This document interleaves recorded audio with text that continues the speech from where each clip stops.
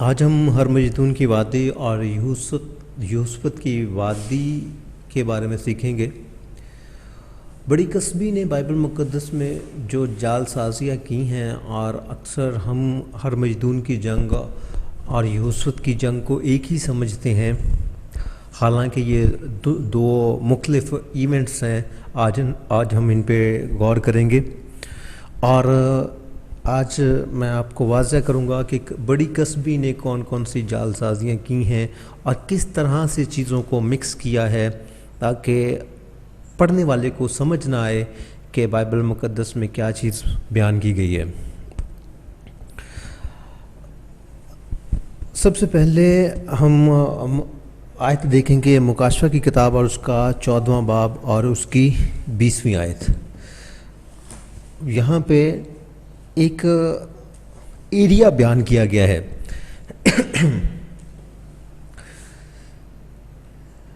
مکاشفہ 14واں باب اور اس کی 20ویں آیت۔ اور شہر کے باہر اس حوض میں انگور روندے گئے، اور حوض میں سے اتنا خون نکلا کہ گھوڑوں کی لگاموں تک پہنچ گیا اور 1600 فرلانگ تک بہہ نکلا۔ یہاں پہ ایک ہندسہ لکھا ہوا ہے 1600 فرلانگ، 1600 فرلانگ تک وہ خون جو ہے وہ نکل گیا۔ یہ میں آپ کو واضح کر دوں کہ یہ وہ ہرمجدون کی وادی ہے جس کا یہ ذکر کیا گیا ہے یہاں پہ، اور اس کی لمبائی جو ہے بیان کی گئی ہے کہ وہ 1600 فرلانگ ہے، اور یہ تقریباً 80 میل جو ہے 80 مائلز، یہ تقریباً 80 میل کا یہ سفر بنتا ہے، جو کہ یہاں پہ 1600 فرلانگ لکھا ہوا ہے۔ 1600 فرلانگ کو اگر آپ میلوں میں دیکھیں تو یہ تقریباً 80 میل جو ہے، 80 میل کا یہ اس کی لمبائی بنتی ہے۔ اب ہرمجدون کی جو وادی ہے جہاں پہ یہ جنگ ہوگی، اور فوجوں کا ذکر ہے بائبل مقدس میں کہ فوجیں ہوں گی، اور فوجوں کی تعداد بھی لکھی ہوئی ہے کہ وہ 20 کروڑ ہوگی۔ میں نے ان کا شمار سنا اور وہ 20 کروڑ تھا۔ میں آپ کو یہ آیت دکھا دیتا ہوں۔ یہ مکاشفہ کی کتاب اور اس کا 9واں باب اور اس کی 10ویں آیت میں لکھا ہے، اور فوجوں کے سوار شمار میں 20 کروڑ تھے۔ یہ ہرمجدون کی جنگ ہے، اور وہاں پہ فوجوں کی تعداد لکھی گئی ہے کہ یہ 20 کروڑ ہے۔ خداوند کوہ زیتون پر اترے گا، اور وہ جو پہاڑ ہے درمیان سے الگ ہو جائے گا، اور اس کے الگ ہو جانے سے جو وہاں پہ آدھا پہاڑ شمال اور آدھا جنوب کو سرک جائے گا، اور اس کے درمیان میں جو وادی بنے گی، اور اس کی لمبائی جو ہے وہ تقریباً 50.952 میل ہے۔ تقریباً 50.952 میل کی وہ وادی بنے گی، اور وہ یہوسفت کی وادی کہلاتی ہے۔ دیکھیں کہ بائبل مقدس میں سمجھا جاتا ہے کہ یہوسفت کی وادی اور ہرمجدون کی وادی یہ ایک ہی وادیاں ہیں، حالانکہ ہرمجدون کی وادی جو ہے وہ بہت بڑی ہے، اور اس کی لمبائی تقریباً 80 میل ہے، جبکہ جو یہوسفت کی وادی جو بنے گی اس کی لمبائی 50.952 میل ہے۔ یہ دو فرق آپ کو میں نے بیان کر دیے۔ اگر آپ میپ میں اس کو دیکھیں تو آپ کو جو میگیڈو آپ سرچ کیجئے گا، میگیڈو اسرائیل ٹو جیروشلم، اگر آپ وہاں کو گوگل میپ پہ سرچ کریں گے تو آپ کو وہ 128 کلومیٹر دکھائے گا، اور پھر 167 کلومیٹر دکھائے گا، اور گوگل میپ پہ آپ کو دو روڈ بھی نظر آ رہے ہوں گے۔ ایک روڈ جو ہے وہ 128 کلومیٹر کا، اور دوسرا روڈ جو ہے وہ تھوڑا لمبا ہے، وہ 167 کلومیٹر کا گوگل میپ آپ کو دکھائے گا۔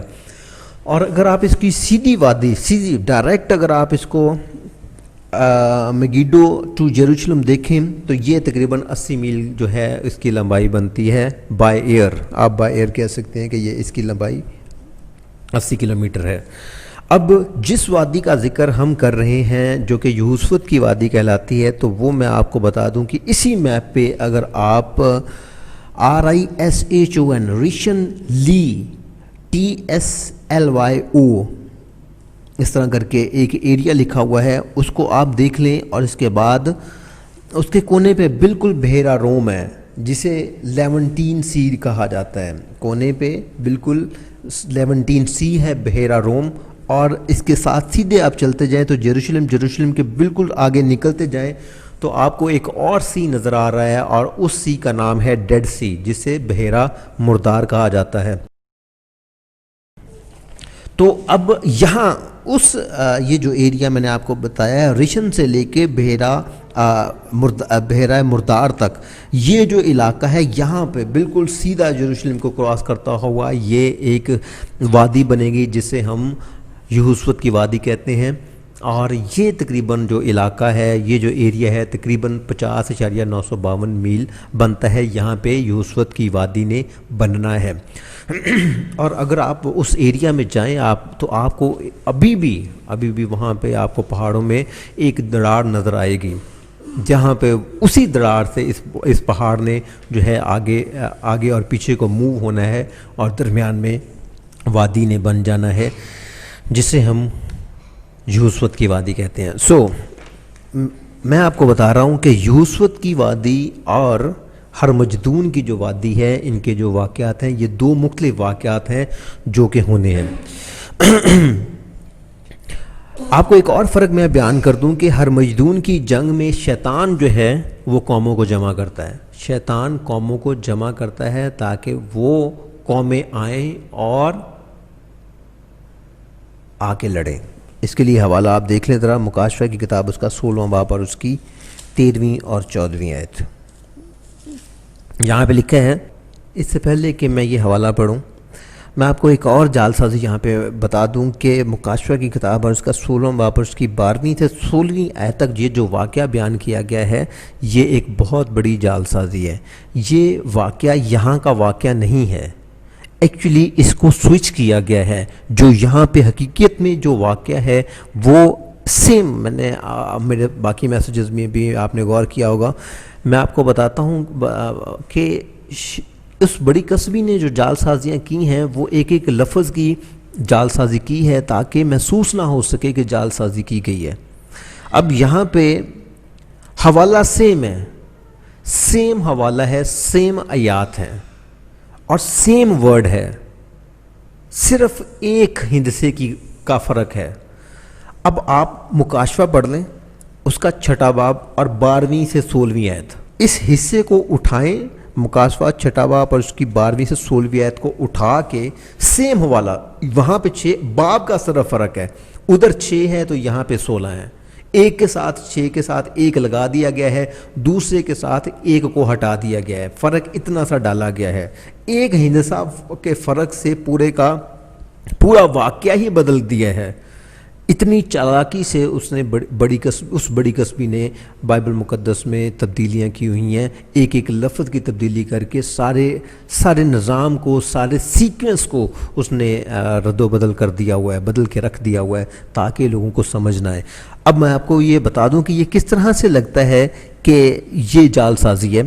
اب اگر آپ 6واں باب اور اس کی 12ویں آیت دیکھیں تو لکھا ہے، جب اس نے 6ٹی مہر کھولی. بات کیا ہو رہی ہے؟ 6ٹی مہر کھولی. مہر کی جگہ پہ وہاں پہ 6ٹا غضب کا پیالہ ہے. دیکھیں یہاں پہ بھی 6ٹا کا ہو رہا ہے، 6ٹی مہر ہے، ادھر 6ٹا پیالہ ہے. صرف ایک ہندسے کو بدلنے سے مہر کو اٹھا کے غضب کے پیالے میں ڈال دیا اور غضب کے پیالے کو مہر میں ڈال دیا. اب یہ کیسے پتہ چلے کہ یہ اس طرح سے سوئچ کیا گیا ہے؟ آپ اگر 5 مہریں مکاشفہ 6 باب اور اس کی پہلی آیت سے لے کے آپ اس کو پڑھ لیں تو آپ کو 5ویں مہر تک جو سیکوینس نظر آئے گا، اس کے بعد 6ٹی مہر میں ایک دم سے بھونچال آ جاتا ہے. اور یہ بھونچال بھی اتنا خطرناک بھونچال ہے کہ اس میں 2 زلزلے ہیں. ایک زلزلہ ہے جو کہ آسمان پہ زلزلہ نظر آتا ہے، ایک زلزلہ وہ ہے جو کہ زمین پہ ہے. اب آپ خود سوچیں کہ آسمان اور زمین پہ زلزلہ آ جائے اور آسمان کے ستارے زمین پہ گر جائیں، زمین پہ اتنا شدید زلزلہ آ چکا ہے کہ تباہی مچ جائے، تو جب ساری دنیا ہی ختم ہو گئی تو پھر آپ خود سوچیں کہ باقی واقعات کا ہونا بنتا ہے. جب سبھی ختم ہو گئے تو پیچھے رہ کیا جاتا ہے؟ اب یہ دیکھیں نا، اب میں پڑھنے لگا ہوں جب اس نے چھٹی مہر کھولی تو میں نے دیکھا کہ ایک بڑا بھونچال آیا اور سورج کمل کی مانند کالا ہو گیا اور سارا چاند خون سا ہو گیا اور آسمان کے ستارے اس طرح زمین پر گر پڑے جس طرح زور کی آندھی سے ہل کر انجیر کے درخت میں سے کچے پھل گر پڑتے ہیں۔ یہ آسمان کا زلزلہ ہے جس کی وجہ سے ستارے گر کر زمین پر گر گئے ہیں۔ وہ ستارے جو ہیں اس طرح زمین پر گر پڑے، زمین پہ گرے ہیں، اور آسمان اس طرح سرک گیا جس طرح مکتوب لپٹنے سے سرک جاتا ہے، اور ہر ایک پہاڑ اور ٹاپو اپنی جگہ سے ٹل گیا، اور زمین کے بادشاہ اور امیر اور فوجی سردار اور مالدار اور زوراور اور تمام غلام اور آزاد پہاڑوں کے غاروں اور چٹانوں میں جا چھپے، اور پہاڑوں اور چٹانوں سے کہنے لگے کہ ہم پر گر پڑو اور ہمیں اس کی نظر سے جو تخت پر بیٹھا ہے اور برا کے غضب سے چھپا لو، کیونکہ ان کے غضب کا روز عظیم آ پہنچا ہے، اب کون ٹھہر سکتا ہے۔ اب یہ دیکھیں کہ چھٹی مہر میں خداوند یسوع مسیح نے تو نہیں آ جانا، یہاں پہ لکھا ہے برا کے غضب سے چھپا لو۔ اگر برا پہلے ہی آ گیا ہے تو پھر بس بات ختم ہوگی، پھر تو اور کسی واقعے کی ہونے کی ضرورت ہی نہیں ہے، ہم تو برا کا ویٹ کر رہے ہیں، برا آ گیا اس کے بعد سے شروع ہو جائے گی۔ تو جب برا آ گیا ہے اس کا مطلب یہ ہے کہ اگر چھٹے باب میں ہی برا آ گیا تو 7ویں 8واں 9واں 10واں اس سے آگے جتنے بھی باب ہیں ان کے واقعات کی کوئی ضرورت نہیں ہے، کیونکہ جیسے ہی برا آ جائے گا ملینیم سٹارٹ ہو جائے گا اور اس کی بادشاہی شروع ہو جائے گی۔ اب میں آپ کو 16ویں باب پہ لے کے اب یہ دیکھیں چھٹی مہر میں جو واقعہ ہے یہ ایک بہت بڑی مصیبت ہے، ایک بہت بڑی مصیبت ہے۔ یہاں پہ سورج کالا ہو گیا ہے، چاند جو ہے خون ہو گیا ہے، آسمان کے ستارے زمین پر گر گئے ہیں، زمین پہ تباہی آ گئی ہے، زمین پہ زلزلہ آ گیا ہے، پہاڑ اپنی جگہ سے ٹل گئے ہیں، اور فوجی سردار جو ہیں وہ کہنے لگے ہیں ساری جن کا بھی ذکر ہے کہ ہم پر گر پڑو اور ہمیں برا کے غضب سے بچا لو۔ یہ ایک بہت بڑی مصیبت ہے۔ اب ذرا 16ویں آیت میں ذرا دیکھتے ہیں کہ وہاں کا واقعہ ہم کو کیا بیان کرتا ہے۔ اب 16واں اور چھٹے نے 16واں باب پر اس کی 12ویں ایسے پڑھنے لگا ہوں، اور چھٹے نے اپنا پیالہ بڑے دریا یعنی فرات پر الٹا اور اس کا پانی سوکھ گیا۔ چھٹے پیالہ غضب کے پیالے پہ غضب ہونا چاہیے، یاد رکھیے گا کہ جو 7 غضب کے پیالے ہیں، غضب کا پیالہ، مصیبتیں انڈیلی گئی ہیں، غضب انڈیلا گیا ہے۔ اب اس میں آپ دیکھیے گا کہ غضب کے پیالے میں کیا ہو رہا ہے، اور چھٹے نے اپنا پیالہ دریائے فرات پر الٹا اور اس کا پانی سوکھ گیا۔ فرات پہ الٹا ہے، پانی سوکھ گیا، یہ ٹھیک ہو گیا، پانی سوکھا ہے تاکہ مشرق سے آنے والوں بادشاہوں کے لیے راہ تیار ہو جائے۔ کیوں مشرق، اب وہ دریائے فرات کا پانی سوکھا ہے تاکہ مشرق سے آنے والوں کے لیے راہ تیار ہو جائے۔ پھر میں نے اس اژدہا کے منہ سے اور اس حیوان کے منہ سے اور اس جھوٹے نبی کے منہ سے 3 ناپاک روحیں مینڈکوں کی صورت میں نکلتے دیکھیں۔ یہ شیاطین کی نشان دکھانے والی روحیں ہیں جو قاد مطلق کے روز عظیم کی لڑائی کے واسطے جمع ہونے کے لیے ساری دنیا کے بادشاہوں کے پاس نکل کر جاتی ہیں۔ اور 16ویں آیت لکھا ہے اور انہوں نے ان کو اس جگہ جمع کیا جس کا نام عبرانی میں ہرمجدون ہے۔ اب یہ دیکھیں، اب یہ واقعہ چھٹے غضب کے پیالے میں یہ واقعہ ہوا ہے۔ اب ہو کیا رہا ہے، صرف پلاننگ ہو رہی ہے۔ اس اژدہا کے منہ سے، حیوان کے منہ سے اور جھوٹے نبی کے منہ سے 3 روحیں نکلی ہیں، اور وہ پوری دنیا میں بادشاہوں کے پاس جاتی ہیں اور انہیں اکٹھا کر کے ہرمجدون کی جگہ پہ لے آتی ہیں۔ اب یہ کوئی آفت تو نہیں ہے، یہ تو پلاننگ ہے، بھیجا گیا، روحوں کو بھیجا گیا اور وہ اکٹھا کر کے ان کو ہرمجدون میں لے آئے۔ اب اس کا مطلب یہ ہے کہ ادھر بہت بڑا غضب نازل ہوا۔ چھٹے باب میں آسمان سے ستارے گرے ہیں، سورج کالا ہو گیا، چاند جو ہے خون ہو گیا ہے، ستارے گرے ہیں، زمین پر جو ہے زلزلہ آ گیا ہے، اور ہر ایک جو پہاڑ اپنی جگہ سے ٹل گیا ہے، یہ ایک مصیبت ہے۔ اور اب یہ دیکھیں کہ چھٹے غضب کے پیالے میں جو واقعہ بیان کیا ہے کہ یہ چھٹے باب کا حصہ ہے، یہ اس مہر کا حصہ ہے۔ چھٹی مہر پہ جو واقعہ ہوا وہ یہ ہے، اور چھٹی مہر پہ ہرمجدون کا واقعہ ہے۔ ہرمجدون کی تیاری کی جا رہی ہے، پلاننگ کی جا رہی ہے، اور جو 16ویں باب میں ہے وہ غضب کا پیالہ ہے۔ یہ بہت بڑی جال سازی ہے ہرمجدون کی جنگ میں۔ میں آپ کو بتا یہ رہا تھا کہ ہرمجدون کی جنگ میں شیطان جو ہے وہ ساری قوموں کو انوائٹ کرتا ہے، بلاتا ہے، پہلے دریائے فرات سوکھتا ہے تاکہ بادشاہوں کے لیے راستہ بن جائے، پھر وہ مینڈکوں کی صورت میں وہ روحیں جاتی ہیں اور سارے بادشاہوں کو اکٹھا کر لیتی ہیں تاکہ وہ ہرمجدون کی جگہ پہ اکٹھے ہوں اور جنگ کریں۔ اب میں آپ کو ایک اور واقعہ دکھانے لگا ہوں. زبور نمبر 2 اور اس کی پہلی 3 آیات ہم پڑھیں گے. یہ جو 3 آیات ہیں زبور نمبر 2 کی پہلی 3 آیات، یہ بھی ہرمجدون کا حصہ ہیں. قومیں کس لیے طیش میں ہیں اور لوگ کیوں باطل خیات باندھتے ہیں، اور خداوند اور اس کے مسیح کے خلاف زمین کے بادشاہ صف آرائی کر کے اور حاکم آپس میں مشورہ کر کے کہتے ہیں آؤ ہم ان کے بندھن توڑ ڈالیں اور ان کی رسیاں اپنے اوپر سے اتار پھینکیں. یوئیل تیسرا باب اس کی 12ویں اور 13ویں آیت میں آپ کو یوسفت کی وادی کے جو واقعات ہیں وہ میں بیان کرنے لگا ہوں. یہاں پہ خدا خود کال کر رہے ہیں، قومیں براگیختہ ہوں اور یوسفت کی وادی میں آئیں، کیونکہ میں وہاں بیٹھ کر ارد گرد کی سب قوموں کی عدالت کروں گا. اور پھر وہ 14ویں آیت میں کہتا ہے گروہ پر گروہ انفصال کی وادی میں ہے، کیونکہ خداوند کا دن انفصال کی وادی میں آ پہنچا ہے. یہ یوسفت کی وادی ہے، یہ ہرمجدون کی وادی نہیں ہے. یہاں پہ اس کے آگے جو واقعات ہیں ان کو بھی اگر آپ غور سے دیکھیں تو وہ واقعات اور ہیں. وہ واقعات چھٹے غضب کے پیالے کے ہیں جو ابھی ہم نے جس پہ غور کیا کہ قومیں براگیختہ ہوں اور یوسفت کی وادی میں آئیں، کیونکہ میں وہاں بیٹھ کر ارد گرد کی سب قوموں کی عدالت کروں گا. اب دیکھیں کہ یوئیل کی کتاب میں بھی جال سازی کی گئی ہے. اس حصہ کو 12ویں اور 13ویں آیت یہ یوسفت کی وادی کے بارے میں بیان کیا گیا ہے، لیکن جب ہم آگے بڑھتے ہیں 15ویں اور 16ویں آیت تو یہ چھٹا غضب کا پیالہ ہے جو وہ یہاں پہ بیان کیا جا رہا ہے. سو دیکھیں اس طرح سے شیطان نے، اس بڑی کسبی نے مکس اپ کیا ہوا ہے تاکہ لوگوں کو اس کی سمجھ نہ آئے. اب میں آپ کو ایک اور چیز واضح کروں. مکاشفہ اور اس کے چھٹے باب میں 12ویں اور 16ویں آیت جو ہم نے پڑھی ہے وہاں پہ آپ کو آسمان اور زمین دونوں کا زلزلہ نظر آئے گا. اب لکھا ہے یہاں پہ جب اس نے چھٹی مہر کھولی تو میں نے دیکھا کہ ایک بڑا بھونچال آیا، بھونچال زلزلہ کو کہتے ہیں، اور سورج کمل کی مانند کالا اور سارا چاند خون سا ہو گیا. اس کے بعد اور آسمان کے ستارے اس طرح زمین پر گر پڑے جس طرح زمین زور کی آندھی سے ہل کر انجیر کے درختوں میں سے کچے پھل گر پڑتے ہیں. اب یہ دیکھیں کہ زلزلہ تو زمین پہ آیا ہے تو آسمان کے ستارے کیوں گر رہے ہیں؟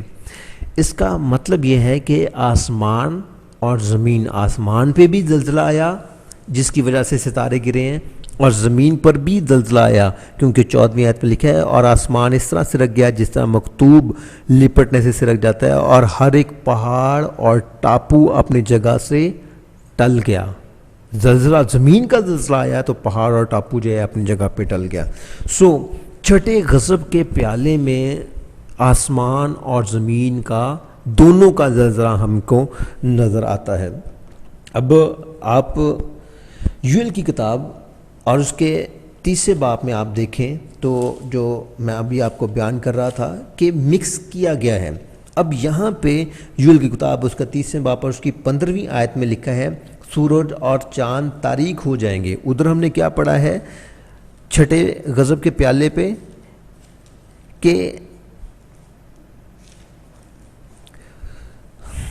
بھونچال آیا، سورج کمل کی مانند کالا اور سارا چاند خون ہو گیا. یہاں پہ کیا لکھا ہے سورج اور چاند تاریک ہو گئے. اب دیکھیں سورج کمل کی مانند کالا ہو گیا مطلب تاریک ہو گیا، اور چاند اگر خون ہو گیا تو اس کا مطلب وہ بھی تاریک ہو گیا. تو یوئیل کی کتاب کہتی ہے سورج اور چاند تاریک ہو جائیں گے اور ستاروں کا چمکنا بند ہو جائے گا. ستاروں کا چمکنا کیوں بند ہو جائے گا؟ کیونکہ وہ تو آلریڈی گر گئے ہیں، آسمان پہ زلزلہ آیا اور ستارے جو ہیں وہ زمین پر گر پڑے. اور آگے کیا لکھا ہے کیونکہ خداوند صیون سے نعرہ مارے گا اور یروشلم سے آواز بلند کرے گا اور آسمان و زمین کانپیں گے. یہاں پہ یہ نہیں لکھا ہوا زمین کانپے گی، یہاں پہ لکھا ہے آسمان و زمین کانپیں گے، لیکن خداوند اپنے لوگوں کی پناہ گاہ اور بنی اسرائیل کا قلعہ ہے. دیکھیں کہ آسمان و زمین کانپیں گے، آسمان کے پہ زلزلہ، زمین پہ بھی زلزلہ، لیکن خدا کہتا ہے کہ وہ اپنے لوگوں کی کیا ہوگا؟ پناہ گاہ اور ان کا قلعہ ہوگا. سو چھٹے غضب کے پیالے پہ آسمان اور زمین کا جو ہے وہ زلزلہ یہاں پہ نظر آتا ہے۔ ہرمجدون کی جنگ میں قحط سالی ہے، کیونکہ مکاشفہ اس کا 11واں باب اور اس کی 6 آیت اگر دیکھیں تو یہاں پہ لکھا ہوا ہے ان کو اختیار ہے کہ آسمان کو برن کر دیں تاکہ ان کی نبوت کے زمانہ میں پانی نہ برسے، اور پانیوں پر اختیار ہے کہ انہیں خون بنا ڈالیں اور جتنی دفعہ چاہیں زمین پر ہر طرح کی آفت لائیں۔ یہ وہ 2 گواہ ہیں موسیٰ اور ایلیا جن کے بارے میں کہا گیا ہے کہ ان کو اختیار ہے کہ آسمان کو بند کر دیں۔ جب انہوں نے اپنے 7 سالہ مصیبتوں کے دور میں جب انہوں نے آنا ہے تو انہوں نے آسمان کو بند کر دینا ہے اور پانی جو ہے وہ خون بن جانا ہے اور ہر طرح کی آفتیں زمین پر ہوں گی۔ اس وجہ سے قحط سالی ہوگی، کیونکہ جب پانی نہیں ہوگا تو پھر فصلیں نہیں ہوں گی۔ لیکن یوسفت کی جنگ میں جو ہے، یوسفت کی جنگ کے فوراً بعد جو ہے علاقہ سراب ہوگا اور ہر طرف ہریالی ہوگی، ایون کہ ڈیڈ سی جسے بحیرہ مردار کہا جاتا ہے وہاں پہ بھی ابھی بحیرہ مردار میں کسی قسم کی کوئی آبی جاندار نہیں ہے، کوئی آبی مخلوق وہاں پہ نہیں ہے۔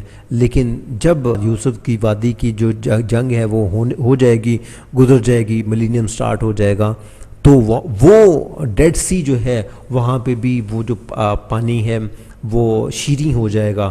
یہ بھی بائبل میں لکھا ہوا ہے، اور اس کے لیے میں آپ کو حوالہ بتا دوں، حزقیل اور اس کا 47واں باب اور اس کی 1 سے 12 آیت اگر آپ پڑھیں تو یہ ساری تفصیل اس بحیرہ مردار کی ہے، اور وہاں پہ پھر ذکر ہے کہ یروشلم سے پانی نکلے گا اور وہ کرتے کرتے بحیرہ مردار تک آئے گا، اور وہاں پہ بائبل میں لکھا ہے کہ آدھا بحر جو ہے وہ مشرق کی طرف اور آدھا بحر مغرب کی طرف بہے گا، اور جو مشرق کی طرف بہے گا وہ ڈیڈ سی بحیرہ مردار میں جائے گا، اور جو مغرب کی طرف بہے گا وہ بحیرہ روم میں جائے گا۔ اور یروشلم سے پانی بہہ کر جب وہ بحیرہ مردار میں آئے گا تو وہ رستے میں جو میدانی علاقہ ہے جو کہ اس وقت خشک سالی کا شکار ہے، ابھی بھی وہ خشک سالی کا شکار ہے اس بحیرہ مردار کی وجہ سے، کیونکہ بحیرہ مردار میں بہت زیادہ نمکیات ہیں جس کی وجہ سے وہاں پہ آبی جاندار بھی نہیں ہیں، اور وہاں کا میدانی علاقہ بھی سرسبز نہیں ہے۔ تو چونکہ وہ یروشلم سے جو پانی آئے گا اور وہ اس میدانی علاقے سے ہو کر وہ وہاں تک پہنچے گا، تو پھر وہ جو ڈیڈ سی ہے اس کا پانی شیریں ہو جائے گا، اور وہاں پہ پھر آبی مخلوق، آبی جو جاندار ہیں وہ بھی ہوں گے۔ اب وہ پانی کیسے آئے گا؟ خداوند جو ہے کوہ زیتون پہ آ کے کھڑا ہوگا، ہرمجدون کی جنگ میں پہاڑ سٹک جائے گا اور درمیان میں وادی بن جائے گی، تو پھر جو پانی ہے وہ آدھا یروشلم سے نکلے گا، اور وہ پانی جو ہے آدھا مغرب کو اور آدھا مشرق کو جائے گا۔ اور زکریا اس کا 14واں باب اور اس کی 8ویں آیت میں اس بحر کے بارے میں لکھا گیا ہے، لکھا ہے اور اس روز یروشلم سے آب حیات جاری ہوگا جس کا آدھا بحر مشرق کی طرف بہے گا، مشرق کی طرف کس سائیڈ کو؟ بحیرہ مردار کی طرف، اور آدھا بحر مغرب کی طرف گرمی سردی میں جاری رہے گا۔ مطلب گرمی اور سردی وہ بحر چلتا ہی رہنا ہے، آدھا مشرق کی طرف بحیرہ مردار میں جا رہا ہے اور آدھا مغرب کی طرف بحیرہ روم میں جا رہا ہے، اور بحیرہ مردار میں جا کر وہ کیا کر رہا ہے؟ اس کے پانی کو وہ شیریں کر رہا ہے، کیونکہ یہاں پہ لکھا ہے اور یروشلم کے جنوب میں تمام ملک جبہ سے رمون تک میدان کی مانند ہو جائے گا، پر یروشلم بلندہ۔ یہاں پہ ایک اور چیز ہے وہ میں آپ کو ابھی بتاتا ہوں، لیکن آپ یہاں پہ یہ غور کر لیجئے کہ جیسے ہی وہ وادی بنے گی وہاں پہ جنگ ہوگی، اور اس کے بعد جب فتح یابی حاصل ہو جائے گی اور اس کے بعد برہ جو ہے اپنے تخت پہ بیٹھے گا، تب آب حیات جو ہے یروشلم سے جاری ہوگا، اور وہ وادی یوسفت کی وادی جو ہے وہ ایک بحر بن جائے گی جس کا آدھا بحر مغرب کی طرف کو بہے گا اور آدھا بحر مشرق کی طرف کو بہے گا۔ سو یہ وہ یوسفت کی وادی ہے جو کیسے بنے گی؟ زیتون کے پہاڑ جب 2 حصے میں ہو جائے گا، پہلے اس وادی میں جنگ ہوگی، اور یہ آخری جنگ ہوگی، ایک جنگ ہرمجدون کی جنگ ہے، اس کے بعد 7ویں غضب کے پیالے کے بعد ایک اور جنگ ہے جو یہودوت کی وادی کی جنگ کہلاتی ہے، جس میں برہ جو ہے خود لڑے گا اور اس کے ساتھ یہودی مل کے شیطان کو اور اس کے لوگوں کے ساتھ لڑیں گے اور ان کو شکست دیں گے۔ اور جب آب حیات جاری ہوگا تو جتنے بھی میدانی علاقے ہیں، جو رستے میں میدانی علاقہ ہے جو کہ خشک سالی کا شکار ہے، وہ پھر اور جتنے بھی جو ڈیڈ سی کے ارد گرد جو نمکیات کی وجہ سے خشک سالی ہے وہ ختم ہو جائے، کیونکہ آب حیات جب جاری ہوگا تو وہ سب کو سیراب کرے گا۔ تو یہوسفت کی جنگ کے بعد ملینیم جب سٹارٹ ہوگا تو پھر قحط سالی نہیں ہوگی بلکہ علاقہ سیراب ہوگا۔ اس کے بعد ایک اور بڑی غور طلب چیز ہے جو کہ میں آپ کو بتا دوں کہ پہاڑ جو ہیں وہ ختم ہو جائیں گے۔ پہاڑ کب ختم ہوں گے؟ جب وہ وادی بنے گی اور اس کے بعد ایک آخری بھونچال آئے گا۔ آخری بھونچال کون سا؟ وہ بھونچال ہے جو کہ 7ویں غضب کے پیالے میں بھونچال ہے۔ میں آپ کو وہ ایک دفعہ دکھا دوں، 16واں باب اور مکاشفہ 16واں باب اور اس کی آیت نمبر 17 سے ہے۔ یہ صرف یہ بھونچال جو ہوگا یہ زمینی بھونچال ہے۔ چھٹے غضب کے پیالے میں ہم نے دیکھا کہ آسمان اور زمین کا بھونچال، آسمان پہ بھی بھونچال آئے گا اور زمین پہ بھی بھونچال آئے گا، لیکن اب 7ویں غضب کے پیالے میں کیا ہوگا؟ 17ویں آیت سے، مکاشفہ 16 باب 17ویں آیت، اور 7ویں نے اپنا پیالہ ہوا پر الٹا اور مقدس کی تخت کی طرف سے بڑے زور سے یہ آواز آئی کہ ہو چکا، اور پھر بجلیاں اور آوازیں اور گرجیں پیدا ہوئیں، اور ایک ایسا بڑا بھونچال آیا کہ جب سے انسان زمین پر پیدا ہوئے ہیں ایسا بڑا اور سخت بھونچال کبھی نہ آیا تھا، اور اس بڑے شہر کے 3 ٹکڑے ہو گئے اور قوموں کے شہر گر گئے۔ شہر کے 3 بڑے ٹکڑے ہو گئے ہیں، اتنا سخت بھونچال ہے کہ شہر کے 3 بڑے ٹکڑے ہو گئے ہیں اور قوموں کے شہر گر گئے ہیں، اور بڑے شہر بابل کی خدا کے ہاں یاد ہوئی تاکہ اسے اپنے سخت غضب کی مے کا جام پلائے۔ 20ویں آیت بڑی غور طلب ہے، اور ہر ایک ٹاپو اپنی جگہ سے ٹل گیا اور پہاڑوں کا پتہ نہ لگا۔ پہاڑوں کا پتہ نہ لگا۔ کوہ زیتون پہ خداوند برا اترا اور وہ سرک گیا، اور اس کے بعد وہاں پہ وادی بن گئی، اس وادی میں جنگ ہوئی، اور اس کے بعد پھر آخری بھونچال آیا۔ یہ وہ بھونچال ہے جو کہ برا کے نمودار ہونے پہ ہوگا، اور پھر وہاں پہ بڑا زلزلہ آیا اور تباہی ہوئی۔ ہم نے 20ویں آیت میں دیکھا، اور ہر ایک ٹاپو اپنی جگہ سے ٹل گیا اور پہاڑوں کا پتہ نہ لگا۔ یہ وہ چیز ہے، یہ وہ بات ہے جو بیان کرتی ہے کہ جب یہ بھونچال آئے گا اس وقت پہاڑ ختم ہو جائیں گے اور صرف میدان رہ جائے گا، اور یروشلم اونچائی پہ چلا جائے گا۔ زکریا کی کتاب اس کا 14واں باب اور اس کی 10ویں آیت میں لکھا ہے، بلکہ میں 8ویں آیت سے پڑھتا ہوں تاکہ اچھے طریقے سے کلیئر ہو۔ اس روز یروشلم سے آب حیات جاری ہوگا، جس کا آدھا بحر مشرق کی طرف بہے گا، آدھا مغرب کی طرف بڑھے گا، آدھا مغرب کی طرف گرمی سردی میں جاری رہے گا، اور خداوند ساری دنیا کا بادشاہ ہوگا۔ اس روز ایک ہی خداوند ہوگا اور اس کا نام واحد ہوگا، اور یروشلم کے جنوب میں تمام ملک جبہ سے رمون تک میدان کی مانند ہو جائے گا۔ ابھی ہم نے ادھر پڑھا، ادھر کیا پڑھا تھا کہ ہر ایک پہاڑ اپنی جگہ سے ٹل جائے گا، اور یہاں پہ لکھا ہے کہ ہر ایک یروشلم کے جنوب میں تمام ملک جبہ سے رمون تک میدان کی مانند ہو جائے گا۔ میدان کی مانند کا مطلب کیا ہے؟ پہاڑ ختم ہو جائیں گے، صرف میدان ہی میدان رہ جائے گا۔ اور ہم نے مکاشفہ اس کے 16ویں باب پر اس کی 20ویں آیت میں پڑھا تھا، ہر ایک ٹاپو اپنی جگہ سے ٹل گیا اور پہاڑوں کا پتہ نہ لگا۔ اور اس کے بعد لکھا ہے پر یروشلم بلند ہوگا۔ پر یروشلم کیا ہے؟ بلند ہوگا۔ یروشلم بلند ہوگا تو ہی وہاں سے پانی نکلے گا نا، اور وہ مشرق اور مغرب کی طرف کو جائے گا، تب یروشلم بلند ہوگا، یعنی کہ پہاڑ ختم ہو جائیں گے اور میدان بن جائے گا، اور یروشلم اونچائی پہ چلا جائے گا، اور سارے جو زلزلہ کی وجہ سے پہاڑ جو گریں گے وہ زمین کو کور کر کے اس کو میدان کی صورت میں بنا دیں گے، اور پھر وہاں پہ بحر بہے گا۔ یہ وہ خاص چیزیں ہیں جو کہ ان یوسفت اور ہرمجدون کی جنگ میں جو چیزیں ہونی ہیں ان کو میں نے الگ الگ کیٹیگریز کر کے آپ کو سمجھانے کی کوشش کی ہے۔ ابھی ہم ذرا ہرمجدون کے واقعات کی طرف جائیں گے کہ ہرمجدون کی جنگ میں ہونا کیا ہے۔ ایک اوور ویو میں آپ کو دے دوں کہ ہرمجدون کی جنگ میں فرات سوکھ جائے گا، ناپاک روحیں جو ہیں مینڈگوں کی صورت میں جو ہے ابلیس اور ازہا حیوان اور جھوٹا نبی، وہ ان تینوں مینڈگوں کی صورت میں روحوں کو بھیجے گا، اور وہ لوگ جو ہیں وہ قومیں جو ہیں وہاں پہ اکٹھی ہوں گی، بادشاہ اکٹھے ہوں کے اسرائیل کے خلاف جنگ لڑیں گے۔ اس کے بعد میں نے آپ کو یوسفت کے بارے میں کہا، یوسفت کی جنگ میں خدا قوموں کو کال کرے گا اور وہ آئیں گی۔ یوسفت کی وادی میں جو جنگ ہے اس میں صرف شیطان کے لوگ جو ہیں تباہ ہوں گے، اور ہرمجدون کی جنگ کا جو ایریا ہے وہ تقریباً 80 میل کا اس وادی کا ایریا ہے جہاں پہ 20 کروڑ کی فوج نے جمع ہونا ہے، جبکہ یہوسفت کی وادی میں جو جنگ ہے وہ تقریباً 50 میل کے فاصلے میں ہے، اس کا جو ایریا ہے وہ تقریباً 50.995 میل بنتا ہے۔ ہرمجدون کی جنگ کے جو اصل واقعات ہے مکاشفہ اس کا 16واں باب اور اس کی 12ویں آیت سے، لیکن ہمیں یہاں پہ لکھنا پڑے گا۔ اور چھٹے نے مہر کھولی تو فرات کا پانی سوکھ گیا تاکہ مشرق سے آنے والے بادشاہوں کے لیے راہ تیار ہو جائے۔ پھر میں نے اس اژدہا کے منہ سے اور اس حیوان کے منہ سے اور اس جھوٹے نبی کے منہ سے 3 ناپاک روحیں مینڈکوں کی صورت میں نکلتے دیکھیں۔ یہ شیاطین کی نشان دکھانے والی روحیں ہیں جو قاد مطلق کے خدا کے روز عظیم کی لڑائی کے واسطے جمع کرنے کے لیے ساری دنیا کے بادشاہوں کے پاس نکل کر جاتی ہیں۔ اب یہاں پہ شیطان جو ہے، ابلیس جو ہے، اژدہا، حیوان اور جو جھوٹا نبی ہے، ان کے منہ سے روحیں نکلتی ہیں مینڈکوں کی صورت میں اور پوری دنیا میں بھیجی جاتی ہیں تاکہ بادشاہوں کو اکٹھا کیا جائے اور وہ اسرائیل کے خلاف لڑیں۔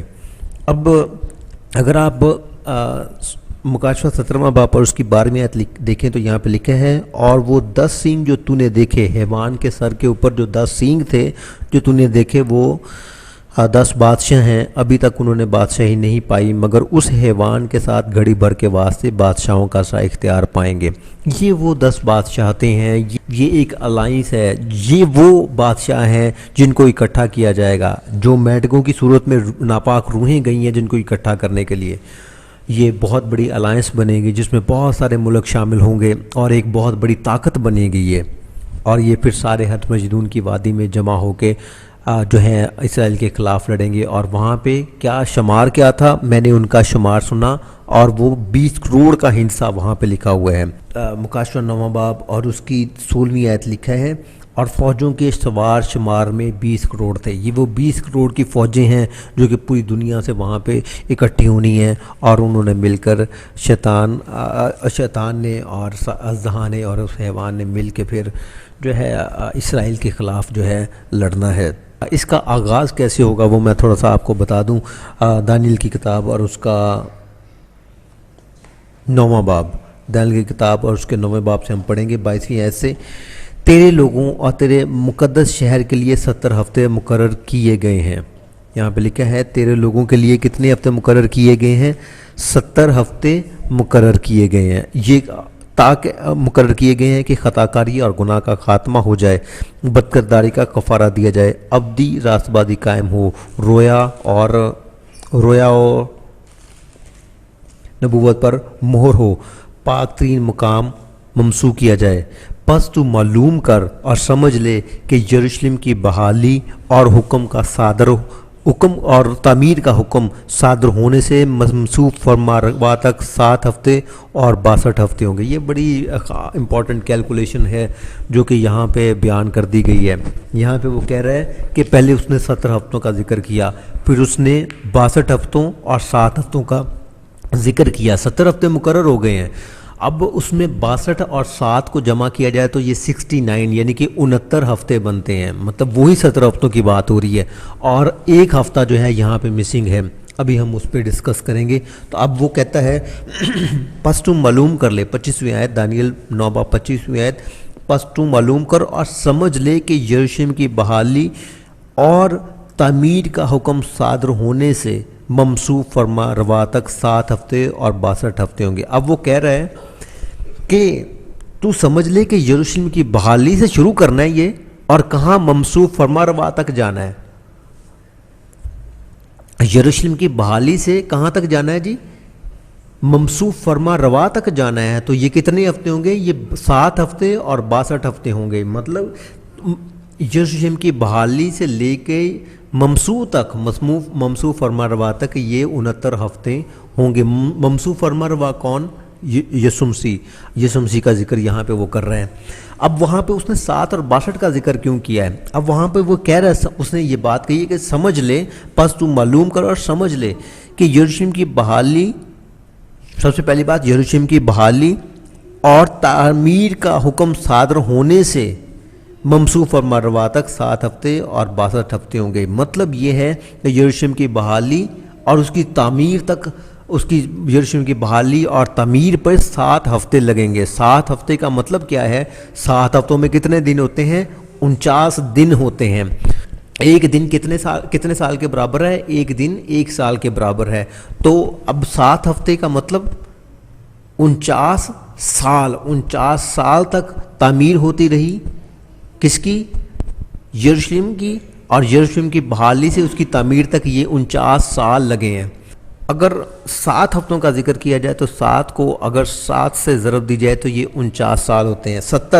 70 کو 7 سے ضرب دی جائے تو یہ 490 سال ہوتے ہیں، اور 69 ایک کم، یعنی کہ 7 ہفتے اور 62 ہفتے، 62 اور 7 یہ ٹوٹل بن جائیں گے 69، یعنی کہ 69 ہفتے۔ 69 کو اگر 7 سے ضرب دی جائے تو یہ 483 سال بنتے ہیں، اور 483 سال یروشلم کی بحالی میں آپ کو بتا دوں کہ یہ 445 قبل مسیح میں اس کا آرڈر دیا گیا۔ 445 قبل مسیح میں ارتخشستہ بادشاہ کے دور میں یروشلم کی بحالی کا حکم دیا گیا۔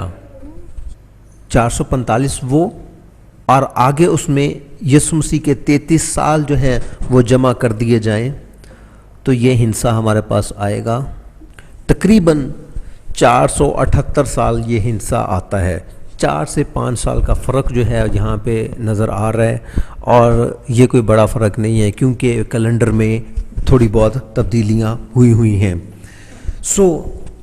یہ 445 قبل مسیح میں یہ پیشن گوئی کی گئی، اور وہاں سے یہ کام سٹارٹ ہوا 17 ہفتوں کا، اور 7 سے 62 ہفتے یہ یسوع مسیح ممسوح فرما روا، یعنی کہ یسوع مسیح تک یہ 69 ہفتے جو ہیں پورے ہو گئے، اور 1 ہفتہ جو ہے وہ ابھی باقی ہے۔ 1 ہفتہ وہ آخری دور میں، 1 ہفتہ وہ 7 سالہ مصیبتوں کا دور، وہ 17واں ہفتہ ہے، وہ آخری ہفتہ ہے، وہ اینڈ پہ جا کے ہونا ہے، اور وہ جو ہے اس کے بارے میں دانیل کی کتاب اور اس کے اسی باب میں یہاں پہ بیان کیا گیا ہے۔ آگے ہم اگر اس کو پڑھیں تو لکھا ہے 62 ہفتوں کے بعد وہ ممسوح قتل کیا جائے گا اور اس کا کچھ نہ رہے گا، اور ایک بادشاہ آئے گا جس کے لوگ شہر مقدس کو مسمار کریں گے، اور اس کا انجام گویا طوفان کے ساتھ ہوگا، اور آخر تک لڑائی رہے گی اور بربادی مقرر ہو چکی ہے۔ یہ جو یہاں پہ ذکر ہے، یہ ایک دفعہ یہ جو پیشن گوئی ہے وہ پوری ہو چکی ہے۔ یہ جو لڑائی ہے یہ وہ اس لڑائی کی بات کر رہا ہے جو کہ ہر مجدون کی جنگ ہے، جو بربادی وہاں پہ ہونی ہے، یہ اس کی بات ہو رہی ہے۔ اور 27ویں آیت میں وہ کیا کہتا ہے؟ اور وہ 1 ہفتہ کے لیے بہتوں سے عہد قائم کرے گا۔ کون؟ حیوان 1 ہفتہ کے لیے بہتوں سے عہد قائم کرے گا، اور نصف ہفتہ میں ذبیحہ اور ہدیہ موقوف کرے گا۔ نصف ہفتہ یعنی کہ 3.5 سال گزرنے کے بعد وہ ہدیہ موقوف کر دے گا۔ اس کا مطلب کیا ہے کہ وہ جو عہد اس نے باندھا ہوگا اسرائیل کے ساتھ، اس کو وہ توڑ دے گا۔ اسرائیلیوں کے لیے حکم ہے کہ وہ کسی کے ساتھ، کسی غیر قوموں کے ساتھ عہد نہ باندھیں، لیکن چونکہ یہاں پہ اسرائیل نے بھی حیوان کے ساتھ عہد باندھنا ہے، اس کی وجہ سے وہ ان کے اندر آئیں گے، اسرائیل کے اندر آئیں گے اور ان کے رازوں کو جانیں گے، اور اس کے بعد 3.5 سال کے بعد حیوان جو ہے، جو اس نے معاہدہ کیا ہے، اس کو وہ توڑ دے گا۔ اور پھر لکھا ہے اور فصیلوں پر اجاڑنے والی مکروہات رکھی جائیں گی، اور فصیلوں پر کیا ہے؟ اجاڑنے والی مکروہات رکھی جائیں گی، یہاں تک کہ بربادی کمال کو پہنچ جائیں گی، اور وہ بلا جو مقرر کی گئی ہے اس اجاڑنے والے پر واقع ہوگی۔ اب یہاں پہ وہ لکھا ہے کہ فصیلوں پر اجاڑنے والی مکروہات رکھی جائیں گی۔ یہ جو بات ہے جو ذکر کر رہا ہوں کہ فصیلوں پر اجاڑنے والی مکروہات رکھی جائیں گی، یہ جو پوزیشن گوئی ہے ایک دفعہ پوری ہو چکی ہے 167 قبل مسیح میں، جب اینٹی اوکس ایپیفینس چہارم نے یروشلم پر قبضہ کیا اور یروشلم کی ہیکل کے پاک ترین مقام میں ایک بت کو رکھا تھا۔ تو یہ جو ہے پیشن گوئی ایک دفعہ پوری ہو چکی ہے۔ تو اب سوال یہ پیدا ہوتا ہے کہ اگر یہ پیشن گوئی پوری ہو چکی ہے تو پھر اس کے دوبارہ ذکر کی وجہ کیا ہے؟ اس کا ذکر بنتا نہیں ہے کیونکہ یہ پوری ہو چکی ہے۔ تو میں آپ سے گزارش کروں گا کہ مرکز رسول کی انجیل اور اس کا 13واں باب ہم پڑھیں گے۔ وہاں پہ یسوع مسیح نے کچھ باتیں کہیں मरकस रसूल की इंजील उसका 13वां बाब उसकी 14वीं आयत से पढ़ूंगा। बस जब तुम उस आजाड़ने वाली मकरूह चीज़ को उस जगह पर खड़ी हुई देखो जहाँ उसका खड़ा होना रवा नहीं, पढ़ने वाला समझ ले, पढ़ने वाला समझ ले। अब देखें उस वक़्त जो यहूदिया में वो पहाड़ों पर भाग जाएं, जो कोठे पर हों, वो अपने घर में घर से कुछ लेने को नीचे ना नीचे उतरे ना अंदर जाए, और जो खेत में हो वो अपना कपड़ा लेने को पीछे ना लौटे, मगर उन पर अफसोस जो इन दिनों में हामला हो और जो दूध पिलाती हों, और दुआ करो कि ये जाड़ों में ना हो, क्योंकि वो दिन ऐसी मुसीबत के होंगे कि खलकत के शुरू से जिसे खुदा ने खलक किया ना अब तक हुई है ना कभी होगी। और अगर खुदावंद उन दिनों को ना घटाता तो कोई बशर ना बचता, मगर उन बरगदीदों की खातर जिनको उसने चुना है उन दिनों को घटाया। और उस वक़्त अगर कोई तुमसे कहे कि देखो मसीह यहाँ या देखो वहाँ है, तो यकीन ना करना, क्योंकि झूठे मसीह और झूठे नबी उठ खड़े होंगे और निशान और अजीब काम दिखाएंगे, ताकि अगर मुमकिन हो तो बरगदीदों को भी गुमराह कर दें। लेकिन तुम खबरदार रहो, देखो मैंने तुमसे सब कुछ पहले ही कह दिया है। अच्छा, अब ये देखें, ये वो बात है मैंने जिक्र किया कि अगर 167 कब्र मसीह में ये पेशनगोई पूरी हो चुकी है तो इसकी दोबारा रिवाइज़ करने की या इसको दोबारा इसका जिक्र करने की ज़रूरत क्या है। तो वो जो 167 कब्र मसीह में जो वाक़या हुआ, ये आने वाले वाक़या का एक जिसे अक्स है, उस अक्स ये वो अक्स है जो कि आने वाले ज़माना में होगा।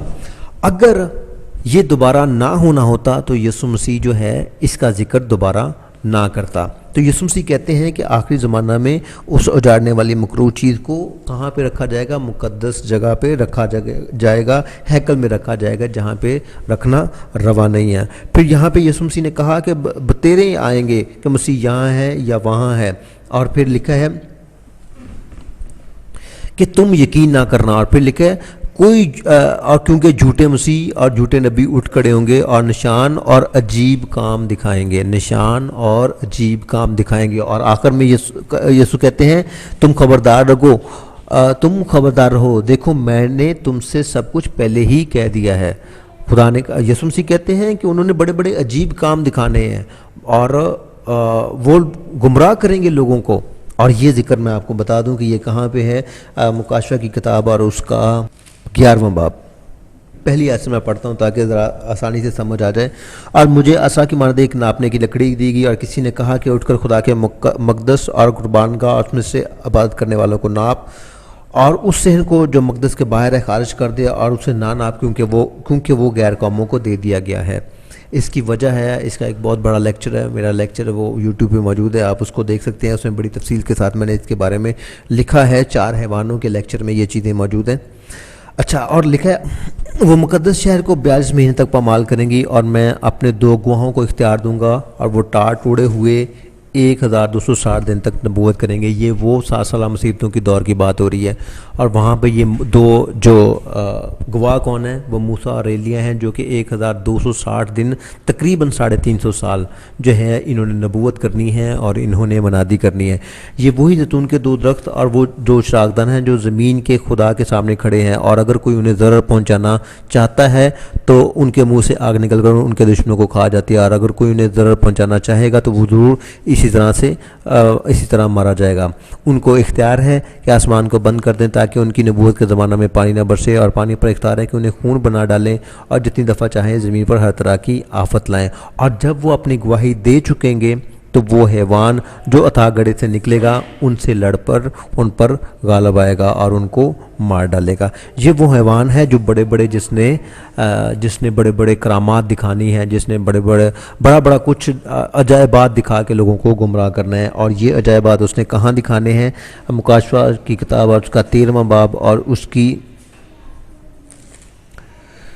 आयत पढ़िएगा, 13वीं आयत। और वो बड़े बड़े निशान दिखाता था, یہاں تک کہ آدمیوں کے سامنے آسمان سے زمین پر آگ نازل کر دیتا تھا اور زمین کے رہنے والوں کو ان نشانوں کے سبب سے جن کے اس حیوان کے سامنے دکھانے کا اس کو اختیار دیا گیا تھا اس طرح گمراہ کر دیتا تھا کہ زمین کے رہنے والوں سے کہتا تھا کہ جس حیوان کے تلوار لگی تھی اور وہ زندہ ہو گیا اس کا بت بناؤ، اور اسے اس حیوان کے بت میں روح پھونکنے کا اختیار دیا گیا تاکہ وہ حیوان کا بت بولے بھی، اور جتنے لوگ اس حیوان کے بت کی پرستش نہ کریں ان کو قتل بھی کروائے۔ اور اس نے سب چھوٹے بڑوں، دولت مندوں، غریبوں، آزادوں، غلاموں کے دینے ہاتھ اور ان کے ماتھے پر ایک ایک چھاپ کرا دی تاکہ اس کے سوا جس پر نشان یعنی اس حیوان کا نام یا اس کے نام کا عدد ہو اور کوئی خرید و فروخت نہ کر سکے۔ حکمت کا یہ موقع ہے، جو سمجھ رکھتا ہے وہ اس حیوان کا عدد گن لے کیونکہ وہ آدمی کا عدد ہے اور اس کا عدد 666 ہے۔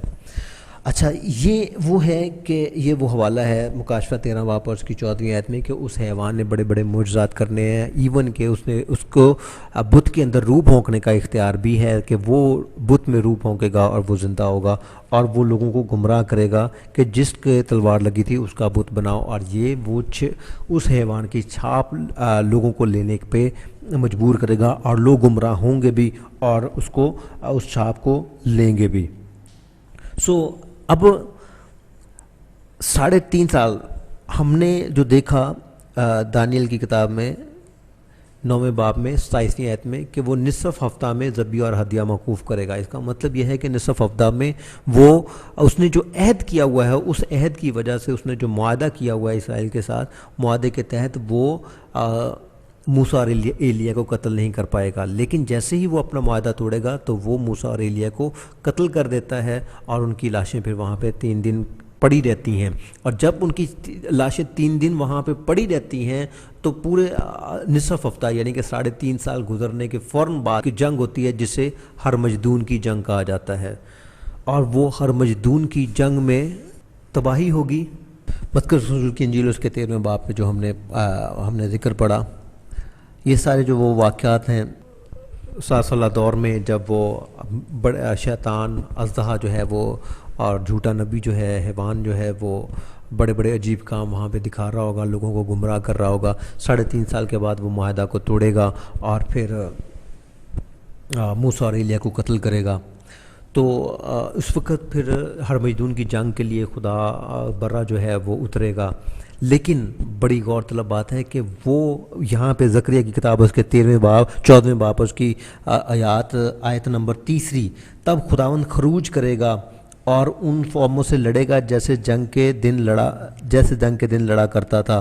اس روز وہ کوہ زیتون پر جو یروشلم کے مشرق میں واقع ہے کھڑا ہوگا، اور کوہ زیتون بیچ سے پھٹ جائے گا اور اس کے مشرق سے مغرب تک ایک بڑی وادی ہو جائے گی، کیونکہ آدھا پہاڑ شمال کو سرک جائے گا اور آدھا جنوب کو۔ اب یہ دیکھیں، یہ بڑی کنفیوژن یہاں پہ اس بڑی قصبی نے ڈالی ہوئی ہے کہ یہ لوگ سمجھتے ہیں کہ یہ ہرمجدون کی جنگ میں ہی یسوع مسیح نے اتر آنا ہے اور وہاں پہ وادی بن جانی ہے اور یسوع مسیح نے وہاں پہ فتح یابی حاصل کر لینی ہے اور ملینیم سٹارٹ ہو جانا ہے، یسوع مسیح کا 1000 سالہ دور شروع ہو جانا ہے۔ لیکن یہاں پہ بڑی غور طلب بات لکھی ہوئی ہے 30 آیت میں، تب خداوند اترے گا۔ اس نے اترنا ضرور ہے لیکن کیسے اترے گا وہ بیان کیا گیا ہے۔ تب خداوند خروج کرے گا اور ان قوموں سے لڑے گا جیسے جنگ کے دن لڑا کرتا تھا۔ ان قوموں سے لڑے گا کیسے؟ جیسے جنگ کے دن لڑا کرتا تھا۔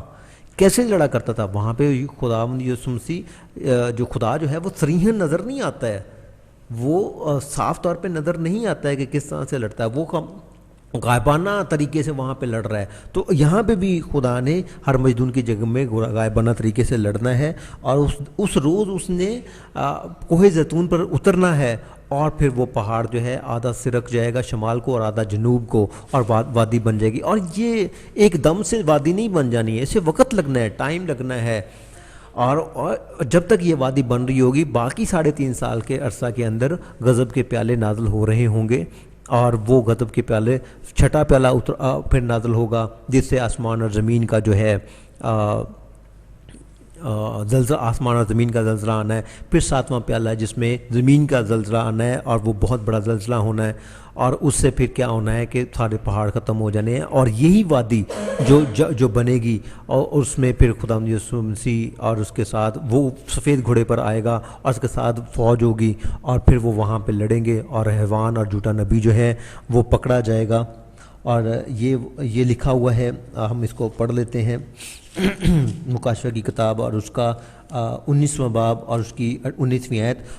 پھر میں نے اس حیوان اور زمین کے بادشاہوں اور ان کی فوجوں کو اس گھوڑے کے سوار اس کی فوج سے جنگ کرنے کے لیے اکٹھے دیکھا، اور وہ حیوان اور اس کا ساتھ وہ جھوٹا نبی پکڑا گیا جس نے اس کے سامنے ایسے نشان دکھائے تھے جن سے اس نے حیوان کی چھاپ لینے والوں اور اس کے بت کی پرستش کرنے والے کو گمراہ کیا، اور وہ دونوں آگ کی اس جھیل میں ڈالے گئے جو گندھک سے جلتی ہے، اور باقی اس گھوڑے کے سوار کی تلوار سے جو اس کے منہ سے نکلتی تھی قتل کیے گئے، اور سب پرندے ان کے گوشت سے سیر ہوں گے۔ اب یہ جو واقعہ ہے یہ یہوسفت کی وادی کی جنگ ہے، یہ وہ جنگ ہے جو کہ اس زیتون کے پہاڑ کے سرک جانے کے بعد، وہاں پہ وادی بننے کے بعد وہاں پہ ہونی ہے۔ یہ آخری جنگ ہونی ہے، پہلے ہرمجدون کی جنگ ہونی ہے جس میں بہت سارے لوگوں نے مرنا ہے۔ یہوسفت کی وادی میں جو جنگ ہونی ہے اس میں خداوند آئے گا، اور وہ آئے گا اور لڑے گا، اور پھر وہاں پہ یہاں پہ لکھا ہے اور وہ حیوان اور اس کے ساتھ وہ جھوٹا نبی پکڑا گیا، اور اس کے ساتھ اس کے لوگ بھی پکڑے جائیں گے، اور اس کے بعد پھر ملینیم سٹارٹ ہو جائے گا اور یسوع مسیح کی 1000 سالہ دور شروع ہو جائے گا۔